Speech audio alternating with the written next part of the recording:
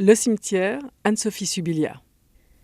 Quand j'entre dans cet enclos de pierre, d'une taille si dérisoire qu'on se demande si des gens meurent vraiment dans cette campagne, quand j'entre, je change de pas, je décélère, freinée, on ne court pas dans les cimetières.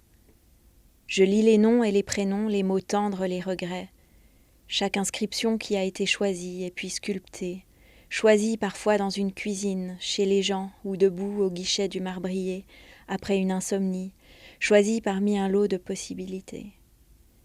Pas une tombe ne ressemble à sa voisine. On trouve autant de variantes qu'il existe de fleurs. Parfois ils ont dit sans fleurs ni couronne, sachant le destin des couronnes au lendemain des funérailles, ces couronnes qui pourrissent sous la pluie. Pourtant c'est d'elles qu'émanent ces lumières empourprées, jaunes, chaudes, et le satin des rubans quand on passe à l'automne, on dirait des écharpes sur l'herbe. Ceux qui ne veulent pas de couronne écrivent quelque chose, quelques mots, aux lettres comptées parfois, faute de moyens et faute d'espace sur la stèle. Comment trouver les mots disant l'essentiel ? Quel mot nous vient au-delà du chagrin ?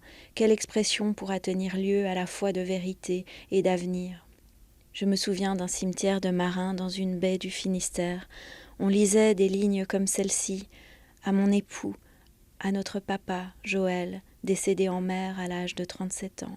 Regret. Et je restais longtemps suspendue à ces destinées pétrifiées.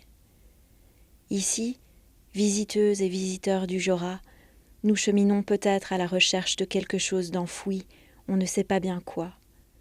Il y a aussi une gêne de se trouver dans un cimetière de village, parmi des noms qui ne sont pas les nôtres, tant et tant de cherpillots, ces noms qui se répètent, déclinant une lignée de moissonneurs, alors peut-être que nous voudrons nous approcher du muret qui nous arrive à la taille, et que l'on peut agripper pour se mettre sous la paume un peu de la rugosité des mousses qui recouvrent le crépissage en ciment. On tourne un instant le dos aux tombes, devant soi quelques vallonnements de prés dont la senteur nous parvient par bouffées, odeur de fleurs fraîches, bouffées de souvenirs, et on continue de tenir le regard sur la ligne tremblante des cordons forestiers qui suivent la sinuosité des cours d'eau. Il nous semble regarder un étrange patchwork fait de lambeaux d'étoffe cousus à la machine par les vivants en marche, qui mordent sur la terre selon une esthétique qui nous échappe.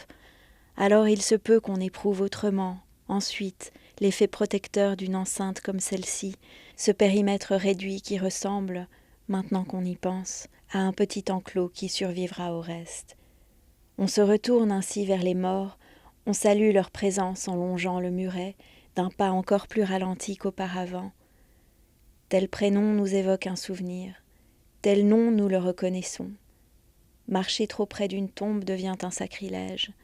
On redresse un pot de bégonia que le vent avait couché, et si on se tait suffisamment, il se peut qu'un fredonnement monte de l'humus, comme les hannetons des crépuscules de juillet, lorsqu'on parvient sans le savoir vers le coin des enfants, les tombes plus petites, les dates resserrées sur elles-mêmes, et il se peut qu'à l'intérieur de la poitrine se produise une chamade, une colère, une envie de s'agenouiller, de rallumer les bougies, un sursaut ou un choc.